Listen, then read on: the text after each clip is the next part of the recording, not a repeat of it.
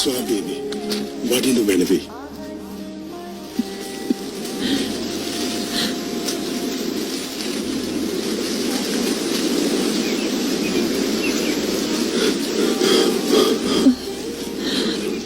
ඔබ වහන්සේගේ ශ්‍රී පායුග්මයට මම සේතුවක් වෙන්වා.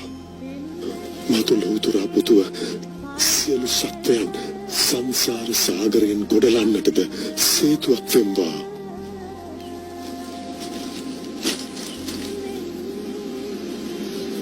මහණෙනි, මට ජීවිතය පුදාහොත් මේ ධානලාභී තපස්සී පුරුෂයා දස පාරමිතා පුරා සාරා සංඛ්‍ය කල්පලක්ෂයකින් මතු ගෞතම නම් බුදු වන්නේය. යශෝදරා නම් කුමරිය අගමෙහෙසොන් වෙයි. රාහුල නම් කුමරා පුතු වෙයි.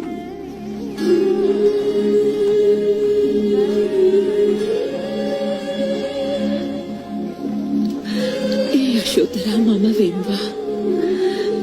ඒ රාහුල මාතාව මම වෙම්වා. පාරමිතා පූර්ණයට අනුබල දෙමින් බුද්ධත්වයේ දක්වා ආත්මයක් ආත්මයක් පාසා සංසාරය වෙත යන්නට විවරණ ලබම්වා. පින්වතිය, ඔබගේ ප්‍රාර්ථනය දෂ්ට සිද්ධ වන්නේය. තවුසානෙනි, මැය ඔබට සමසිත් ඇති මනා දැකුම් ඇති පිය තෙපුල් බලන ප්‍රිය භාර්යාවක වන්නේය.